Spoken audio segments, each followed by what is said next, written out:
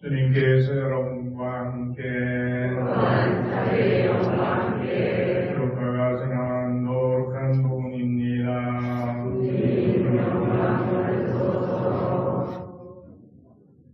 그때 예수님께서 제자들에게 말씀하셨다. 너희는 허리에 띠를 메고 등불을 켜놓고 있어라. 혼인잔치에서 돌아오는 주인이 도착하여 문을 두드리면 곧바로 열어주려고 기다리는 사람처럼 되어라. 행복하여라. 주인이 와서 볼 때 깨어있는 종들. 내가 진실로 너희에게 말한다. 그 주인은 띠를 메고 그들을 식탁에 앉게 한 다음 그들 곁으로 가서 시중을 들 것이다. 주인이 밤중에 오든 새벽에 오든 종들의 그러한 모습을 보게 되면 그 종들은 행복하다. 이것을 명심하여라. 도둑이 몇 시에 올지 집주인이 알면 자기 집을 뚫고 들어오도록 내버려 두지 않을 것이다. 너희도 준비하고 있어라. 너희가 생각하지도 않은 때에 사람의 아들이 올 것이다. 주님의 말씀입니다. 그리스도님 감사합니다.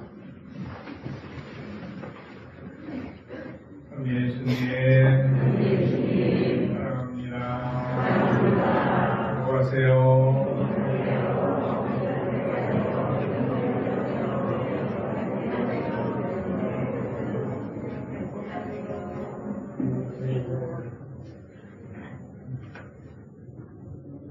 오늘 우리 고유 명절인 설날입니다. 설날 맞아 새해 하나님의 축복 여러분 모두에게 주연히 내려주시기를 빕니다. 지난해부터 우리는 사는 게 참 힘들다는 생각들을 많이 하는 것 같습니다. 코로나도 끝나지 않았는데 독감도 닥쳐오고 이상기후는 일상화되어서 기상이변으로 인해 날씨도 손잡을 수 없고 코로나가 멈칫하니 다시 미세먼지가 시야를 가리고 숨쉬기 어렵게 합니다. 러시아 우크라이나 전쟁으로 인해서 세계 경제는 침체기에 치쳐버렸고 집값은 내려가고 금리와 물가는 치솟아서 안정되었던 일상생활이 점점 더 어려워지고 있습니다. 그럼에도 불구하고 우리가 버티고 살아갈 수 있는 이유는 내일은 좀 더 좋아질 것이라는 희망이 있기 때문입니다. 희망을 가진 사람은 못 가진 사람이나 배우지 못한 사람이나 배운 사람이나 할 것 없이 모두가 내일에 대한 꿈을 갖기 때문에 살아갈 용기를 갖게 됩니다. 올해 우리 원주교구는 행복의 해를 살고 있습니다. 우리는 행복하게 살기를 원하고 있습니다. 그렇다면 행복이 어디에 있을까요? 사람들에게 행복할 때가 언제인가 물어보면 대답은 의외로 단순했습니다. 하루 일을 잘 마쳤을 때, 아침 이슬을 머금은 꽃잎을 볼 때, 냇가에서 흐르는 물소리를 들을 때, 땀 흘리고 일한 뒤 시원한 바람을 느낄 수 있을 때, 아이들이 뛰어노는 것을 바라볼 때, 깔깔대며 웃는 모습을 볼 때, 아이들이 바닷가에서 모래성을 쌓고 손뼉치며 좋아하는 모습을 볼 때, 또 작은 칭찬을 들을 때, 내가 살아있다는 것을 느낄 때 등 사람들의 행복은 의외로 큰 곳에 있지 않았습니다. 출렁대며 물결처럼 흐르는 삶의 순간순간을 바라보고 감사하며 평탄할 때 바로 그곳에 행복이 있었습니다. 생각해보면 제가 어린 시절에도 그랬던 것 같습니다. 설날이 되어서 새 옷 설립 하나 얻어 입지 못하고 고작 양말 한 켤레만 받아도 너무너무 기뻐했습니다. 요즘처럼 세뱃돈 주지도 않아서 고작 커다란 엿을 깨가지고 한 조각씩 주고, 어떤 집에서는 떡을 주고, 어떤 집에서는 홍엿을 만들어서 한 덩어리씩 주는데, 그것 하나만 받아도 너무 행복했습니다. 그리고 설 전에 떡을 만들어가지고 여러 가지 떡이죠. 찰떡, 차좁쌀떡, 절편, 여러 가지 떡을 그릇 담아서 어머니가 동네에 있는 이웃들에게 나눠주라고 그 떡그릇을 들고 추운 줄 모르고 뛰어다니면서 집집마다 전달해 줄 때 그 집에서 어른들이 그 떡을 받으면서 머리를 쓰다듬어주고 칭찬해주고 이쁘다고 그러면 그것이 그렇게 또 행복했습니다. 그래서 그때 줌으로 인해서 행복해지는 것을 배워서 지금까지도 뭔가 누군가에게 베풀고 주면 내가 칭찬받고 사랑받고 있다는 것을 느끼기 때문에 참 좋은 교육을 시켜주셨구나 하는 생각을 갖게 됩니다. 오늘 복음에서 깨어있는 종이 행복하다고 말씀하십니다. 그런데 깨어있다는 것은 어떤 거창한 삶을 요구하는 것이 아닙니다. 그저 삶의 순간순간을 마주할 때마다 주님께 감사하며 살 줄 아는 것입니다. 아침에 일어나면 새날을 열어주신 주님께 감사드리고, 잠자리에 들 때 오늘 하루 탈없이 잘 살 수 있도록 이끌어주신 주님께 감사의 마음을 드리는 기도를 바치는 것.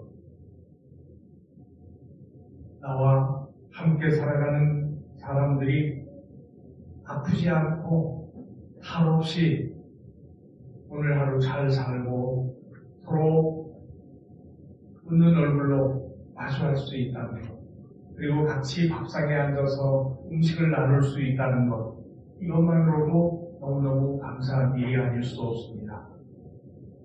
평소에는 그것을 잘 모르는데 함께 살던 가족이 한 사람이 병이 들어서 또 사고가 나가지고 그 때문에 마음을 쏟고 눈물을 흘리고 아파하면서 괴로워할 땐 정말 일상의 작은 행복들이 얼마만큼 소중한 것인지를 비로소 깨닫게 되는 것 같습니다. 매일의 삶 속에서 나에게 다가와 문을 두드리시는 주님의 목소리에 귀를 기울이며 살 줄 아는 것, 그것이 깨어있는 삶이라 생각합니다. 하루하루 성실하게 등불을 밝혀들고 그렇게 살아가는 사람은 주님께서 언제라도 부르실 때 예, 여기 있습니다 하며 기쁘게 응답하고 따라 나설 수 있을 것입니다. 그런 사람은 자신의 죽음도 그렇게 맞이할 수 있을 것이고 주님의 재림날에도 두려움 없이 기쁜 마음으로 그를 맞을 수 있기 때문에 온통 삶이 충만하게 채워지게 될 것입니다. 어떻게 하면 그렇게 살 수 있을까요? 어떻게 하면 그런 마음을 지닐 수 있을까요? 바로 신앙을 가지고 살아가는 사람은 오늘 야고보 사도의 말씀 제1독서처럼 주님께서 원하시면이라는 표현을 잘 쓰게 될 겁니다. 우리 삶의 크고 작은 일들은 우리가 계획하고 노력하는 대로 결정되는 것이 아니라 언제나 하나님의 뜻에 달려있음을 기억하고 살아가는 것이라 생각합니다. 갑자기 우리의 계획에 커다란 차질이 생길 수도 있고 자신이 계획하고 바라는 대로 풀리지 않을 수도 있습니다. 또 생각지 못한 일들이 생겨나고 원하지 않는 방향으로 끌려갈 수도 있는데 그 모든 일들 속에서 하나님의 뜻에 순종하는 믿음을 갖게 되면 그 안에서 우리는 하나님의 손길을 헤아리는 지혜를 얻게 됩니다. 몇 년 전 미국에서 폐와 간 그리고 척수까지 전이된 암과 싸우고 있던 30대 한 여성 가수가 자작곡으로 지은 It's OK라고 하는 제목의 노래를 방송에 나와서 부른 적이 있습니다. 그녀는 노래를 부르기 전에 인터뷰에서 자신을 이렇게 소개했습니다. 이 노래는 30살 내 생명의 마지막 해에 관한 이야기입니다. 그녀의 노래는 진심에서 우러나온 것이기 때문에 사람들에게 큰 감동을 주었습니다. 그리고 노래를 부른 후에 그녀는 이렇게 말했습니다. 인생이 쉬워질 때까지 기다릴 수 없습니다. 내가 먼저 행복해지도록 열심히 해야 합니다.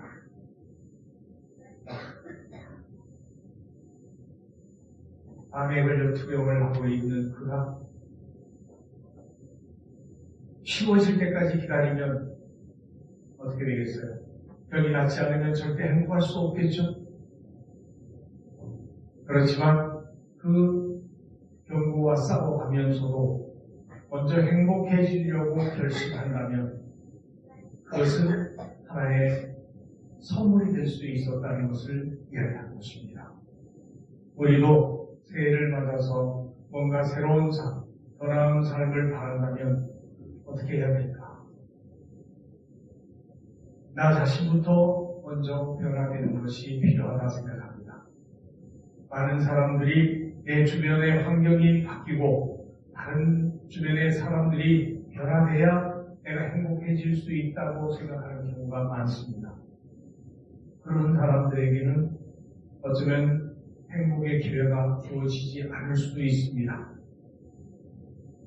1분 1초가 소중하다는 것을 기억하며 나의 행복을 위해 먼저 결심하고 내가 먼저 변화되어야 합니다.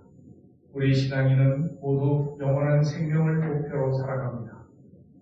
그런데 그 영원한 생명을 언제 얻을 수 있을지는 아무도 장담할 수 없습니다. 이 세상을 마치고 언제 하늘나라에 갈지 아무도 모르기 때문입니다. 세상 안에서 인간에 의해 계획되고 진행되는 모든 일들은 다 불확실합니다. 확실한 것이 있다면 오직 하나, 하느님만이 영원하시다는 것입니다. 엄청나고 대단한 것 같지만 우리의 인생 따지고 보면 참 더덥습니다. 그래서 오늘 두 번째 독서인 야고보서에서 이런 이야기를 들려줍니다. 여러분은 잠깐 나타났다가 사라져버리는 한 줄기 연기일 따름입니다.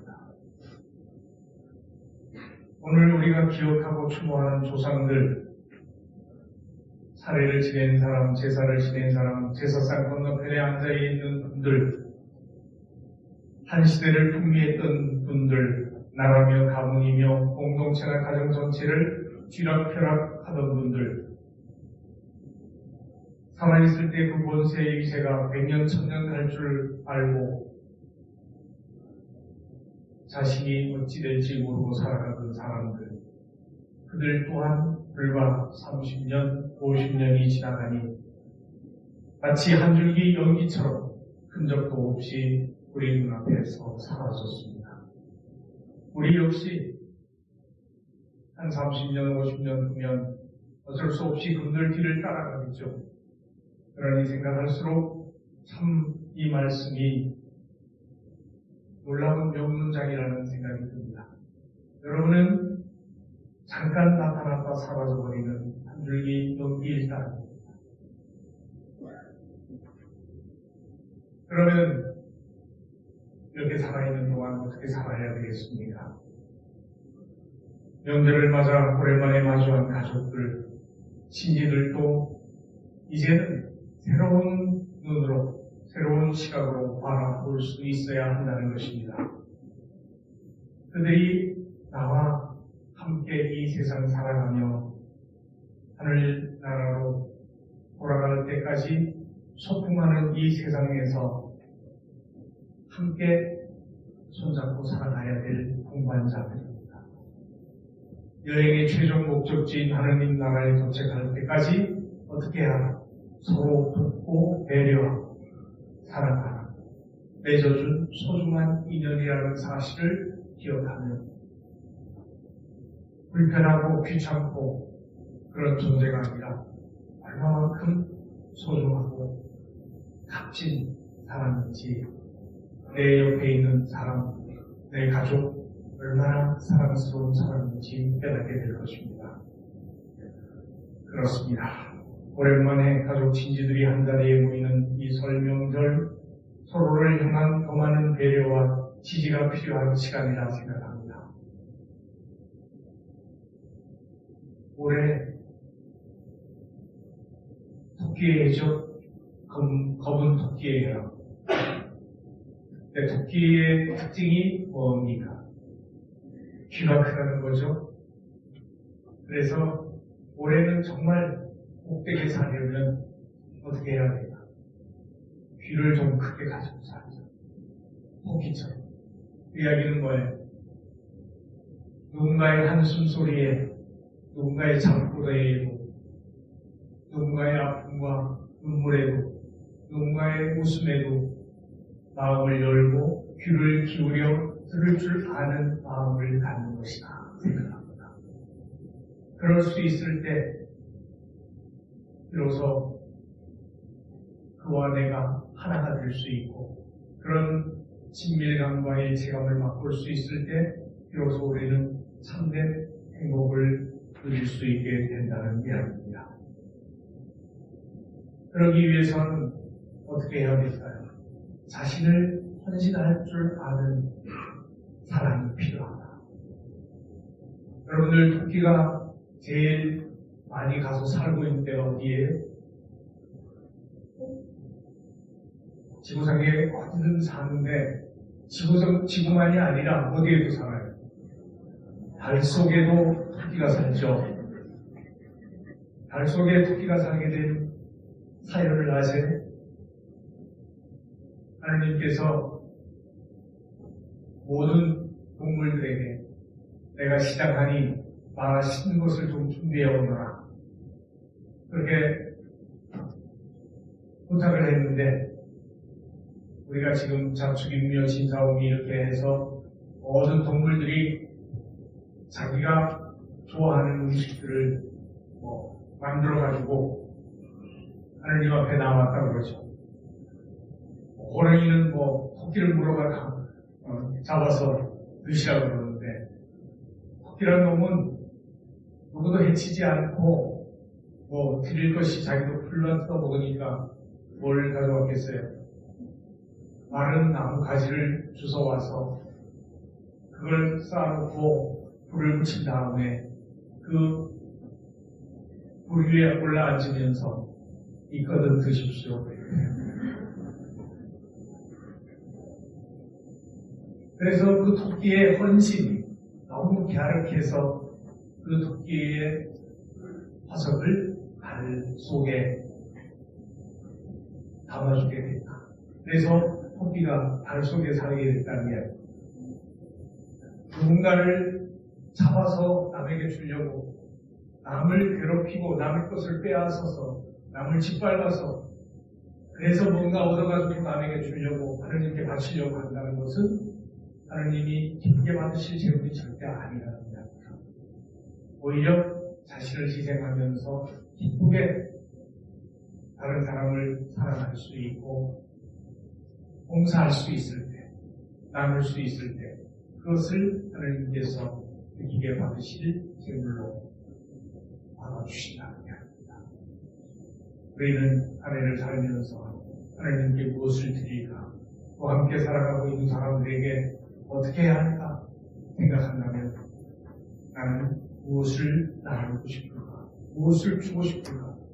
제가 아까도 얘기했죠. 떡을 돌리면서 정말 행복을 알게 된다. 받는 것에서 느끼는 행복보다도 뭔가 남에게 줄 때 느낄 수 있는 행복이 훨씬 더 크다는 것을 알게 됩니다. 그렇다면 우리도 그런 마음가짐으로 살아가면 세상이 얼마나 따뜻하고 넉넉해질까 생각합니다. 그런 세상을 만들어 보라고 하나님께서 새해 또 올 한 해를 우리에게 선물로 주셨습니다. 그저 무엇인가 차지하고 빼앗고 이기려고만 하는 그런 고약한 심보에서 좀 더 남에게